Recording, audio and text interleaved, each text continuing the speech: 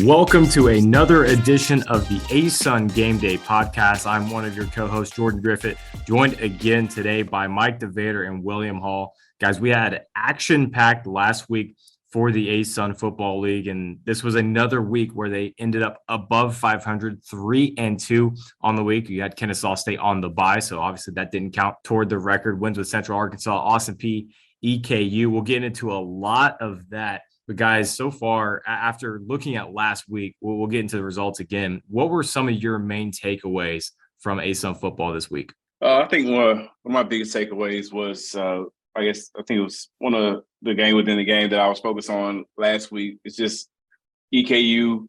Obviously, the 7 overtimes was not a hangover. Didn't affect them at all. They came out and did what they had to do against Charleston Southern and just, dominated that game. And I was impressed. So it's good to see, with that long game, the next week you come out firing and getting things done. So that really stood out to me. It was the EKU's poise after that long 7 overtime game a couple weeks ago, coming out strong. Well, and I really think that when you look at the games that we had last week, the more things we think change, the more they stay the same, because the offenses came to the party once again. They showed their strength, and the tough matchups that we thought we had turned into just that, with a couple defeats that the conference suffered against tough opponents, including number 9 Chattanooga. So we thought certain ways about certain games, and that's really what happened when we look at the results from last week. And to both of your points, guys, you're absolutely right. Looking at the losses, so Tulsa beat Jack State 54-17. That offense was flying on all cylinders. Number 9 Chattanooga beat UNA 41-14. UNA had actually made that game rather close in the second and third quarter, but Chattanooga did what they did. A very talented team were able to pull away late in that one. And then the win, Central Arkansas, big win in Idaho and Big Sky country. Idaho State 31-16. ASUN P dominated Alabama and A&M 28-3. The defense has been spectacular, something we will certainly highlight throughout this podcast. And then EKU beats Charleston Southern 40-17. And guys, my takeaways as well. Looking at that Central Arkansas game, there were several times in that game where Idaho State, this is a team, once again, talking about last week, they're trying to build something. They're trying to build almost a brand new program over there at Idaho State, trying to get some more wins on the board. And they're hungry. They're a good football team in a very good football conference this year in the Big Sky once again. And you look at 3 turnovers produced by the Central Arkansas defense. That's something that coming into this year, turnovers weren't exactly a strong suit for them. No one came in, I think, looking at Central Arkansas as a team that's going to be able to put those kind of numbers. And guys, I think the most important part of that, 2 of those turnovers came when Idaho State was driving to get the game back to a 1-possession ball game. And 2 of those 3 times, that's when they got the turnover. You had the interception in the end zone from Corley Hooper. You had the pick for Sean Smith, fell into his lap, but it's a turnover regardless, and it counts as an interception all the same. Could have returned that one for a pick 6. And then, Corley Hooper scores the scoop and score touchdown off of a huge sack and just probably about a 5-yard return. It was obviously when Idaho State was way backed up in Central Arkansas territory, or Idaho State territory, rather. But that's a team that was producing turnovers. That wowed me on Saturday. And looking at EKU, I know we've mentioned it a couple of times, but this offense is not going anywhere. Parker McKinney is a dog. This guy can throw the ball from any platform, any arm angle that you're looking for. Incredible arm strength. Chose to stay at EKU this year. Maybe could have had offers to go elsewhere in the offseason. Stayed at EKU, and man, that looks like a good decision so far. What do you guys think? It just continues to just hammer that home that EKU, the offense is here. I think that's something that we'll get into a little bit later, is that, who's going to slow them down? I mean, right now, Parker McKinney is keeping them going, and the firepower hasn't stopped, So I think that whoever can slow them down, you have a chance, but right now it's looking like it's going to take a big effort to keep them, off the scoreboard and from moving the ball. Well, I think a couple of our players that are playing right now have taken a look at our records that we have in the record book and know that it's the right time to attack those records, knowing it's the second year that we're recording those, and they're really trying to make their way in history to try to get those records as high as possible and get them out of reach of the players to come, because we're going to have numbers at the end of this year that are just completely out of control. Hey, and I'm here for it. I'm excited about the offense. I can't wait to see what we do the rest of the year. And before we move on, I know we've mentioned Parker McKinney a couple of times. Another person to mention, Dakota Allen. That guy is also a dog. That's a big tight end / wide receiver, a guy that can go up and get just about any football that you throw in his area code. He's been spectacular this year, as he was last year. All right, moving on to our players of the week. I talked about Central Arkansas having a big week, and boy, did they. William, who do we have this week? I mean, yeah, I was talking about a big week from UCA. 3 of our 4 players of the week in football this week went to the Bears, starting off with sophomore running back Darius Hale, got his first career ASUN Offensive Player of the Week, season best of 114 yards on 17 carries, 3 passes for 22 yards. He accounted for 3 touchdowns for UCA on the road at Idaho State, so he was a big part of that victory. And as you mentioned his name a couple of times earlier, Corley Hooper was our Defensive Player of the Week for the first time in his career. Finished the game with 7 tackles, INT, fumble recovery, a scoop and score from 3 yards out to extend that third quarter lead for UCA. So big in that win. And going down to our freshman of the week, Sean Smith, his first career interception, returned it 10 yards in that win against Idaho State again on the road. First career ASUN freshman of the week honor. So big week for UCA overall, and with our weekly awards and our special teams player of the week, Jeremy Edwards of EKU. Got his first Special Teams Player of the Week award, the 10th for Eastern Kentucky. And he averaged 47.7 yards per punt on 3 kicks in the game and had a career-best 61-yard punt, longest punt of the season in the ASUN so far. So those were our weekly award winners. Again, big week from UCA, 3 of the 4. And, of course, Jeremy Edwards snatching the 10th all-time honor for EKU for a Special Teams Player of the Week. Well, looking at the players of the week, some thoughts I have on that. Darius Hale, I think this marked his coming out party for this season. Had brutal first 2 games at Missouri State, and then you play Ole Miss in Oxford, Mississippi. It doesn't get much tougher than that. Or excuse me, I believe they're actually at home week 1 against Missouri State. But regardless, those are 2 top-ranked teams in the FCS and the FBS. Darius Hale is going to be a guy that we're going to mention time and time again this year. We did last year. It will happen again this year. And something about Corley Hooper. Listen, you have an interception. And when you're playing the position he does on defense, that's what you do. You call your parents after the game. You get an interception, you call your parents, hey, you guys see that? I had a pick. You get a touchdown, you call your girlfriend, you call your friends, you call their friends, you're calling everybody. You get a interception, a fumble recovery, and a touchdown. It doesn't get better than that for a defensive player. Right place, right time, along with incredible preparation and incredible skill.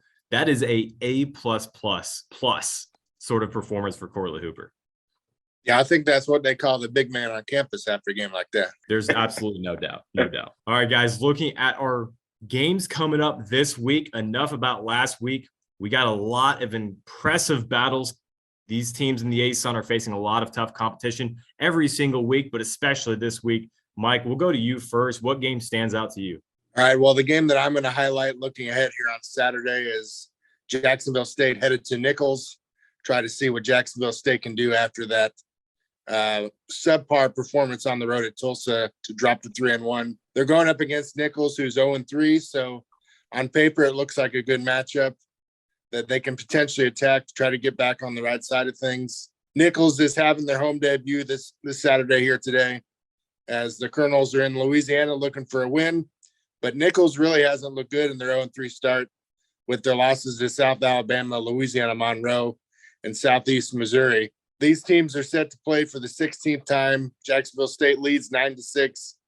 And basically, when I look at some of the stats that Nichols has on offense and defense, I mean, they're right for the picking for Jacksonville State. But the biggest thing, this is going to sound funny, but Nichols is one of 13 teams with 100% efficiency in the red zone, but they're only 5 of 5 with 4 touchdowns.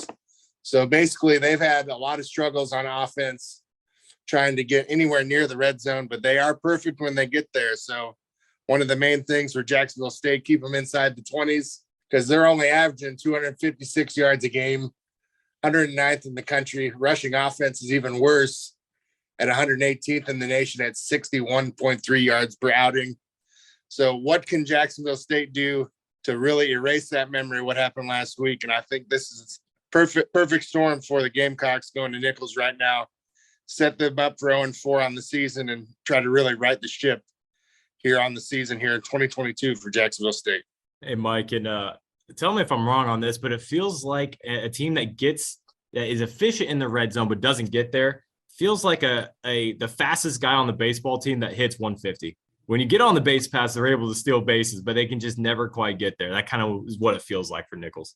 A guy like that is great to have, but he just doesn't scare you. So that's what we're looking at with Nichols, because apparently things have had to go perfectly right for them to be able to get in the red zone. And Jacksonville State, if they're able to regroup, can really try to establish their style of game once again against the Colonels and keep them out of the red zone, because obviously once they get in there, they know what they're doing. But in between the 20s, it seems like it's a real big struggle so far for Nichols on the year. Yeah, and all respect to Nichols. They do have an 0-3 start this year, but this is a team that's going to be hungry coming into this one, playing in a tough – I know I say it a lot, and there's a lot of tough conferences in the FCS out there, and the Southland is one of them. A lot of postseason success. One of the most recent national champions, Sam Houston State, came out of the Southland that year. 0-3, but this historically is a team that will find themselves in the top 25 every single week. This year seems to be a bit different, but once again, they're going to be hungry coming into a game against Jack State. They have a lot to prove, just like Jack State does coming off that Tulsa loss. All right, William, what do you got this week? I think I'm going to go over to your North Alabama Lions and take a look at UNA. Lions. Oh, yeah, going up against Tarleton. Tarleton's coming off a big win, 41-6 against Eastern New Mexico. So obviously they're trying to get rolling. And UNA in this game, I think that they just need to focus on, they need to start faster. This team hasn't scored at all in the first quarter this season, which is, not the way you want to start games. In the second quarter is where they shine. 42 of their 77 points have come within the second quarter. So I think a faster start from UNA coming out of the blocks a little bit better. Their defense is forced 7 turnovers this season. A turnover margin of +4. That's 11th in the FCS. So their defense has really been doing what's necessary for UNA so far in these first couple of games. Lions are returning home to Florence. They're 10-10 under Chris Willis, but this is homecoming for UNA. They won their last 16 homecoming games, so they're obviously coming in confident, knowing that they can do what they have to do on their home field. But their offensive weapons, I think we talked a little bit about the defense and the turnovers, but I mean they've got an offensive weapon, of course. Shunderick Powell, 3rd in FCS for rushing yards, tied for 4th in rushing touchdowns, 7th in rushing yards per game, and over 120 yards. So, obviously they want to get him going, and he's a definite weapon for UNA in this game. And just overall, as they've got this game. After that, they got a bye week and they jump into conference play. So just want to get him going. And me, myself, I'm interested in seeing what Noah Walsh does, continuing under center, leading that offense. I mean, he's been solid so far as a true freshman starting. So I'm curious to see what UNA does this week and then heading into their bye before they start league play in a couple of weeks here. So that's my game to focus on, that UNA versus Tarleton. And me and William were talking before we jumped on this call here today. Someone had to take UNA off my hands. I haven't been the good luck charm for them so far this year. 1 and 2. I truly think that there is a good argument to make that they could be 2-1. I wouldn't go as far to say 3-0 because Chattanooga earned that win. And again, it was a lopsided score in the end. But during the middle of that game, right there in the second and third quarter I mentioned earlier, they were putting up a fight, and there was a legitimate concern for the Mocs that they were going to get back into that game. And North Alabama had the chance to do that. You could have at least gone into another overtime against Indiana State, possibly won that game if it weren't for the fumble. This is a good 1-2 team. I know that's kind of crazy to say, but I think this is a team that is going to surprise people throughout the year. I think it's going to start with Tarleton. We'll see how that game plays out. I can't make any bold predictions for North Alabama again. I want to leave them alone. No. I can't be putting that pressure on them. They deserve better. No. We've got to bring you on the bowl predictions for UNA. But I will say that I don't think 2-1 is too bold of a prediction. I mean, 17-14. That first game, I could have seen they're a very good 1-2 team, very close to being 2-1. So I don't think that's a far stretch. And again, last week that, I mean, they showed us something. You know, they were competitive in that game at one point. So I don't think that game really just changes the thoughts. I mean, you were on the bandwagon pretty heavy, so don't get off just yet. Don't I need you to keep your seat reserved. I'm not getting off at all. I'm just handing it off right now because, again, I want what's best for them, and right now it's not me. Okay, I like the honesty. So that's all it is. You know, if you love something, you gotta let it go, and that's what the bandwagon for UNA has been for me this year. So I'm giving it over to William this week. UNA, hope that's going to be a great game against Tarleton State. One we will certainly look forward to. All right, I'm last up. That brings me to Central Arkansas versus Southeast Missouri, and this is a very interesting matchup because. Otherwise, I'm just gonna call them SEMO. Southeast Missouri is just too much. They're called SEMO. Everybody calls them SEMO. In case you have not been up to date with them, this is a team that has a lot of momentum coming into this game. They actually just beat Nichols. We were talking about them just a bit ago, 42-16 coming into this one. They also have a ranked win over a premier football program in the FCS.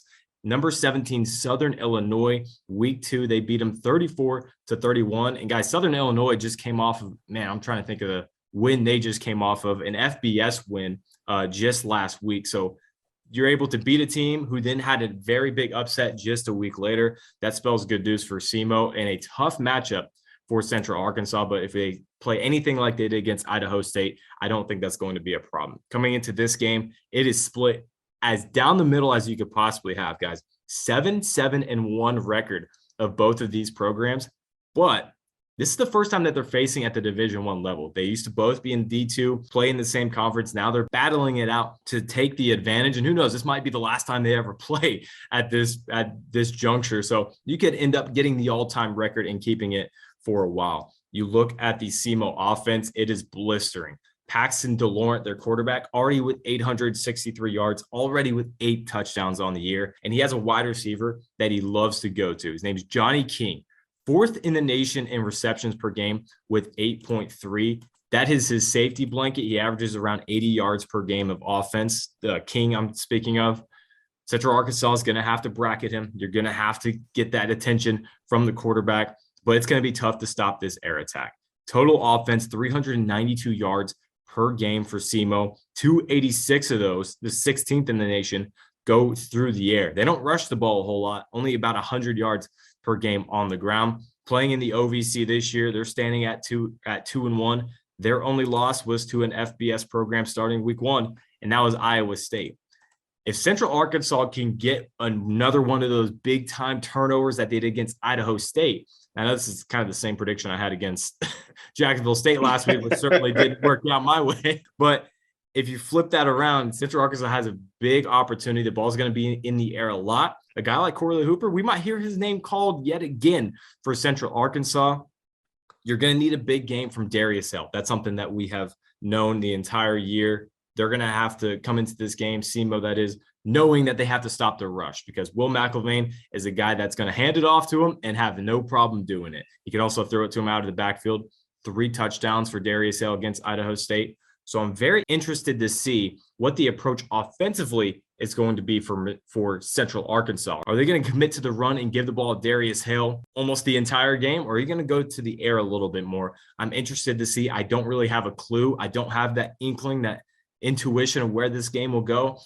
I think it'll be high scoring. It'll probably be in the 30s and 40s for both teams. But I think this is a game to watch out. Central Arkansas versus SEMO. Real quick, Jordan, on your thought about who they beat last week, just doing a little search here. I remember that game that you were talking about. And those Salukis actually went to Evanston and took out Northwestern. So they were able to plant their flag in the Big Ten country there in Illinois.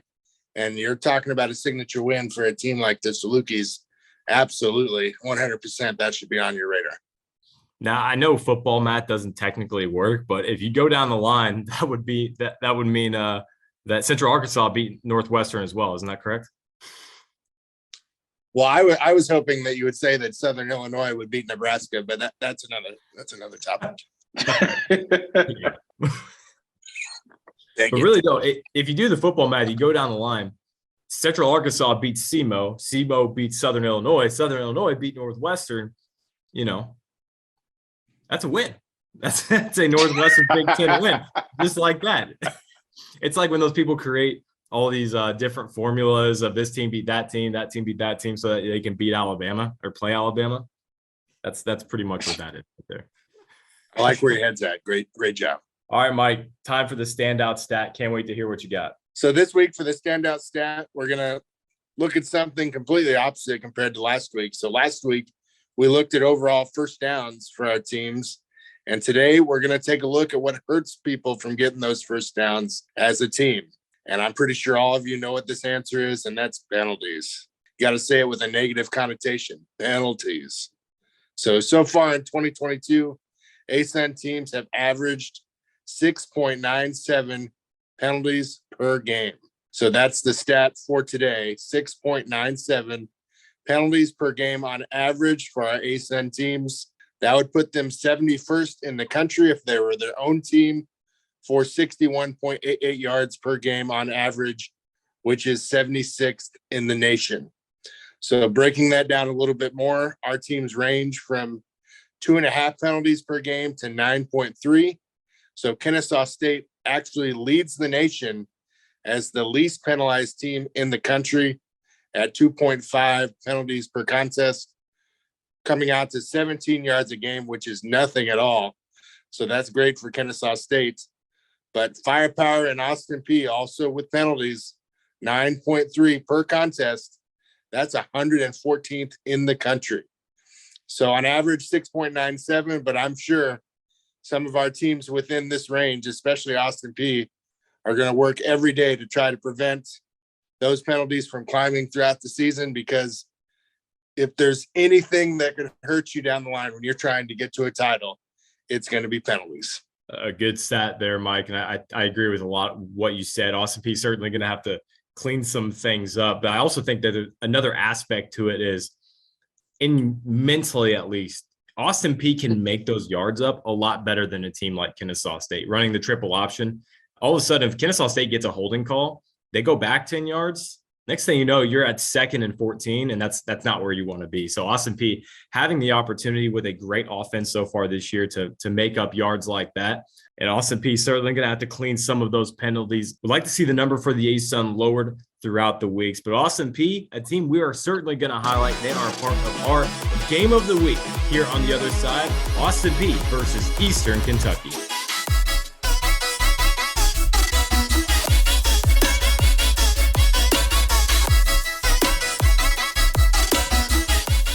Welcome back to the ASUN Gameday Podcast. I'm Jordan Griffitt, joined by William Hall and Mike DeVader. Just introduced our game of the week here in the ASUN. Cannot wait for this one, guys.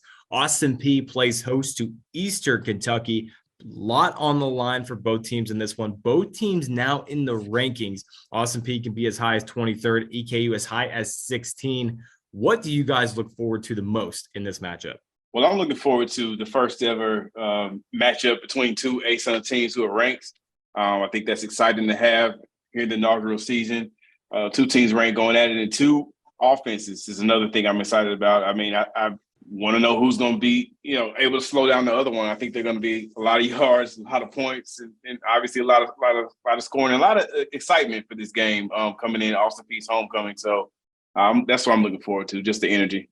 Well, I don't think there's any other explanation than the fact that we're excited about the offenses and the ranked teams. Just you laid it right out there perfectly, William, because both of these teams are going to try to score as many points as possible. Both of these mentalities of the head coaches they have in this matchup are run and gun. Let's score as many points as possible. Let's go for it. Let's be as crazy as possible on the offensive end. And I love that type of mentality. Maybe not LA Chargers mentality of going for it every fourth down, but I'm just really excited to be able to watch this game, be able to see these two teams. And on the other side of that coin, I want to see which defense is going to make that play to be able to stop that offense in the crucial moment, because right now it seems like the offenses are really running the show in our conference. And maybe this is the game where we're thinking all about offense, but the defense is what comes to play on Saturday. I think there's so much to get into with this game. What I'm most excited about is all of the outside factors that come into this one. One, it's homecoming for Austin Peay. Two, It is the first conference game in the inaugural ASUN season. Austin Peay gets to play host. They've looked spectacular, and they get to play host to a team that they know very well and a coach that they know very well as well. Something I did not know coming into this week. Walt Wells is very used to the ASUN. Graduated, earned a bachelor's degree from Belmont back in 1993. After transferring from Austin Peay State University, played on the football team for 4 years, now playing against his former alma mater, or at least the team he used to play football for. Week 1 in the conference season, the winner will likely be number 1 in the ASUN standings after this week. Both teams now ranked. Who knows what will happen in the rankings if whoever gets the loss as well as whoever gets the win. There is a lot to love about this game. I cannot wait for Saturday. I think it's going to come to, I know we like to give the non-obvious answers or the non-obvious scouting reports on these teams, such as linebacker play, D-line, stuff of that nature. I think this is a very simple breakdown. Whoever ends up with more yards, whether it be Parker McKinney or Mike DeLillo, is going to win the game. And it feels like that's really what it's going to come down to. Maybe a turnover at the end of the game might decide it. Throwing the ball a lot. I do believe it's going to be a shootout, a lot of yards. I think whichever quarterback ends up with the most gets the win. And I think that's a perfect way to put it, and an homage to John Madden on how basic his fundamentals of broadcasting can be. The team that scores the most will win. Yeah.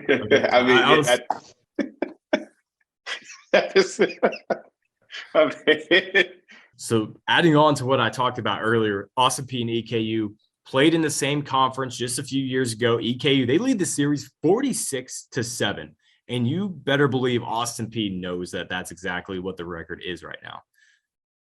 Seeing a video from Coach Scotty Walden for FCS All-In yesterday, he is amped. I mean, would you expect anything else? He is absolutely amped for this game. Both teams are tremendous stories. I think that Walden building what he has at Austin Peay so far, with the success that he has so far, they have outscored opponents 132-3 over the past 3 weeks. Talk about competition all you want. I don't care. That's absolutely mind-boggling. There's no other way around it. And maybe the more impressive stat is that their defense has outscored the opponent's offense in the last 3 weeks, 7-3. They had a scoop and score, Antoine Williams with a scoop and score fumble return just against Alabama A&M in that 28-3 victory. Talk about the offense, but the defense for Austin Peay has been astounding so far this year. Possibly their first true test outside of Western Kentucky. They get it against EKU. There is so much to like about this game. There is so much on the line. Make sure you get to your TVs, get to the radio dials, whatever you do to get these games, you have got to pay attention to this one. Week 1 in the ASUN inaugural season, EKU versus Austin Peay. That takes I've got a question for you guys. Before we go on, Jordan, I got a question. I know you like to be bold. Mike, I don't know how bold you are, but I just want to ask you both of you this. We're early in the season. It's never too early for this kind of question. Are we watching the 2022 ASUN football champion in this game this weekend between Eastern Kentucky and Austin Peay? Wow, is that a tough question? I'm just throwing it out there. I mean, without looking at schedules and matchups coming up, not looking ahead, I mean, it very well could be, because if these teams stay on track, they do what they do on offense and defense, particularly on the offensive end. I just think whoever wins this game, as long as they play their game on both sides of the ball, particularly on offense, trying to force their mentality on other teams, I'm not sure anybody else in the league is able to keep up with them. Obviously, some teams could present different challenges than others, but we very well could be previewing what the champion's going to look like at the end of this game when that final score is finally on the scoreboard. I think, to answer the question, I think that there is a good chance that the winner of this game could be the winner of the ASUN this season. But I would be remiss, I'm going to say this. Kennesaw State's going to have something to say about it as well. Now, they have gone off to a rough 0-2 start, but you did play Cincinnati, an FBS program. Of course, no shame in that loss. And the loss to Sanford. But everything that Kennesaw State wants is right in front of them still. But these other two teams, I mean, if you're looking at the start of the season, you cannot find two better programs to play each other right now than Austin Peay and EKU. I think that's a really good point, and we will look at this in the last week of the season, and you could very well be right. Well, and what's funny about that, Jordan, is you bring up Kennesaw State, and I agree with you that they're going to they're going to be there potentially with something to give these other teams at the end of the year. And when you look, I think Kennesaw State plays Austin Peay at the end of the year, so we'll definitely find that out. Well, that takes us straight into our game within the game. William, I think you got something related to the EKU Austin Peay game. Yeah, just staying there. I mean, it's a game that just, it's got the attention. First conference game, ranked team. So, and in that same mindset that we were just talking about with the offenses, I think that my game within the game is the Austin Peay, the Govs defense against Parker McKinney. He's leading the ASUN in passing yards per game, close to 350 yards through the air per game. So can Austin Peay come up with a way to slow him down on defense? Can the D-line put pressure on him? Can they, shut down the running game and force them to only have to throw it and make him play into their hands? And also, like you said, that timely pick, can they pull that out to swing this game? I mean, I think we're all expecting this game to be high scoring, kind of a shootout. So can they slow him down? I mean, they've got a gunslinger on their side, on their offense for the Govs as well. So it's just I think that's a big key. Their defense if they can slow him down, get him off time and get him off rhythm, that gives them a better chance, obviously. But I think that's very important to stopping this EKU team. Bold prediction time for me. So I missed horribly on the last one. I'm one of three. I have to do one every week. And I truly believe in these. I truly believe in this one. I want to see if you guys do as well. I think that there's going to be 600 plus yards of total passing offense from both teams in this game. That means that both quarterbacks go for 300 or more yards. I don't think you're going to have a choice. I think they're going to have to keep up with the other one, especially if one of the teams getting a rhythm. I think you're going to abandon the running game. Hopefully for their sake, they're not doing it so early, but if somebody gets down 14-0, you're going to be right on that number, 300 apiece. I'm going to be bold and go the other way. I think that, like I said, we're expecting the shootout. We're expecting it, and I think that the scoring is going to be there, but I feel like it's going to be something a little unexpected. So I think there'll be less passing yards than we think. I think the scoring will probably be there, but I'm expecting one of these running games are going to be a big factor in this game, I think. All right, jumping into my game within the game, I'm going to mention Kennesaw State. They are hosting Wofford this weekend. It's the first home game for the Owls. My game within the game for Kennesaw State is going to be Matt Olson and Preston Daniels versus Matt Mason. In case you don't know any of those names, Matt Mason, all SoCon second team member, defensive tackle for Wofford. They have the strength of this Wofford Terrier team is the defensive line, especially in the middle. Matt Mason anchoring that core. For Kennesaw State, starting center, Matt Olson getting back on the field. Along with Preston Daniels, the two-back. Something we haven't seen from Kennesaw State a whole lot this year is the success of the running game up the middle from that B-back, from the two-back as well. Both usually used interchangeably. Run it up the gut. I think Kennesaw State is going to impose their will in terms of the running game right up the middle against Wofford. That's going to be the battle to watch for me. Can Matt Olson handle a guy like Matt Mason? And if he can't, can Matt Mason handle a guy like Preston Daniels? Because Preston Daniels is a guy that will run you over. Taking over for Glover from last season. We'll see if that matchup comes to fruition. I think Kennesaw State gets back on track this week, gets a win against Wofford, has 200 to almost 300 plus rushing yards. I think Preston Daniels is going to be a name that at the end of the day will have 1 to 2 touchdowns. That is my game within the game, Mike. Well, and I'm going to go back to the game that I talked about a little bit ago with Jacksonville State and Nichols.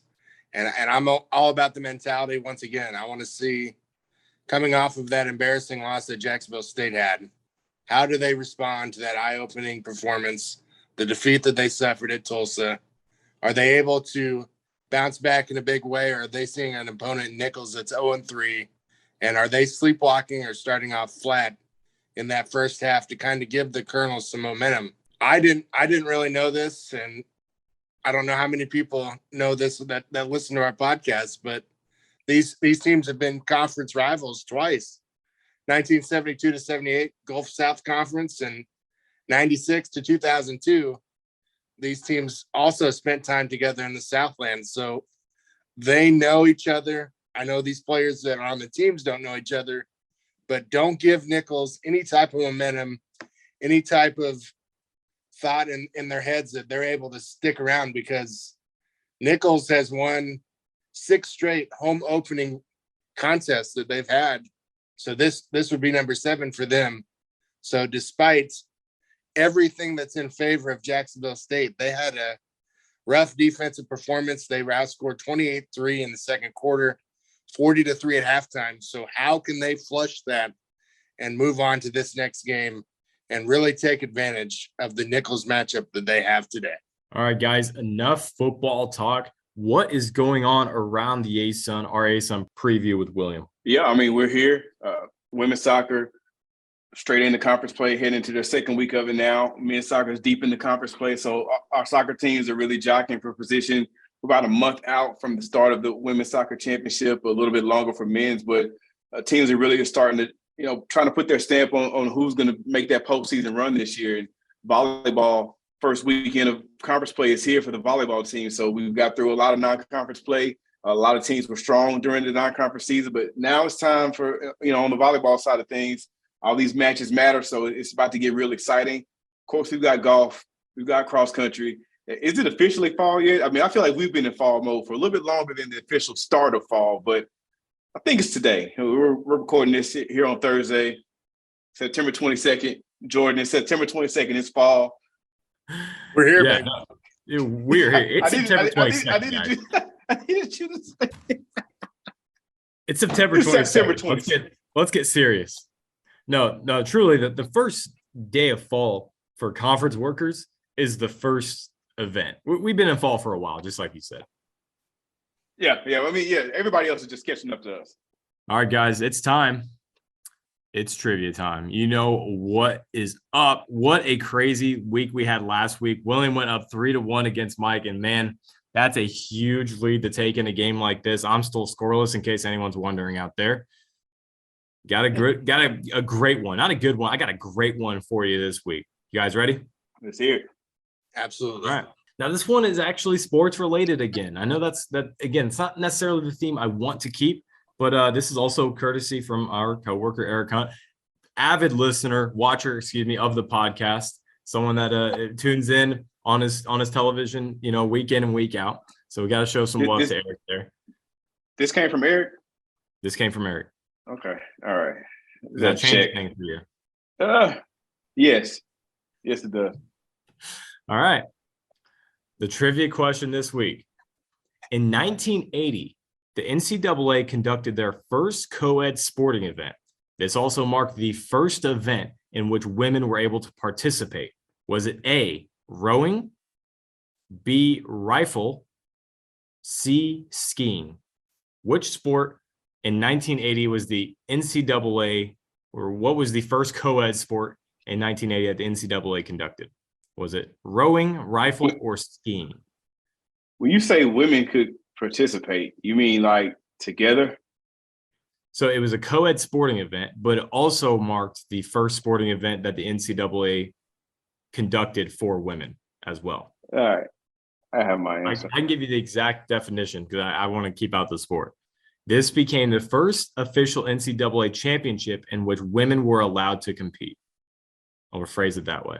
Straight from the Title IX website. Yeah. Okay.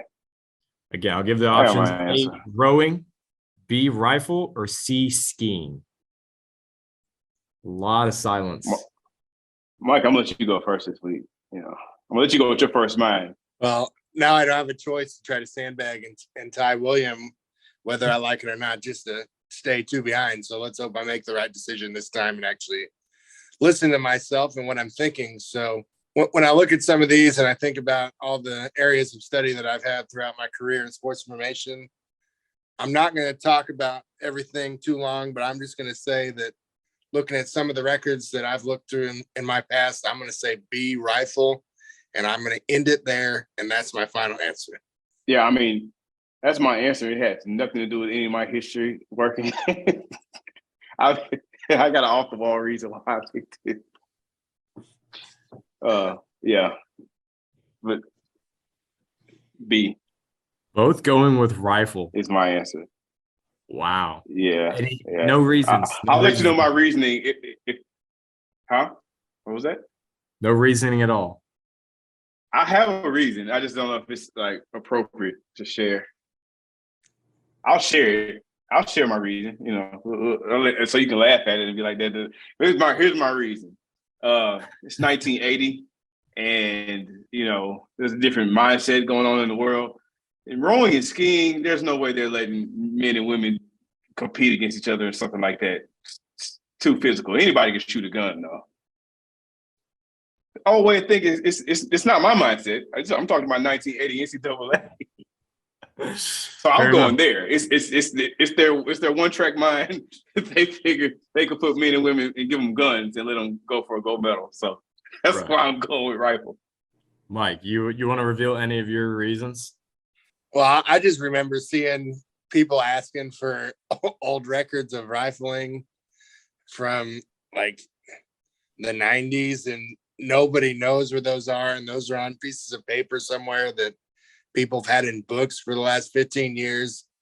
So other than I remember people asking about rifle history, I don't see how you're going to be skiing together or going one person skiing then the other, or rowing. You're not going to have, usually you wouldn't think that they'd be split up, because I don't really know how that's fair to other competitors. But I just think it's because of the inquiries that I've had about rifling in the last few years, and seeing how William is probably correct that it's probably fair that way. You could have two good eyes on two different people, man or woman, and I think that's the right answer as well. So B, rifle. Well, you guys are right. That's unfortunate. I got to stop asking Eric for questions because, you both got it correct. It wasn't even close. It wasn't even close. Yeah, that was honestly, that was the easiest one. Not easy, but I think it was the easy to like separate. They're like very different. Like you should have went with like archery, rifle, and I don't know. That's just a very different sport. It kind of made it obvious.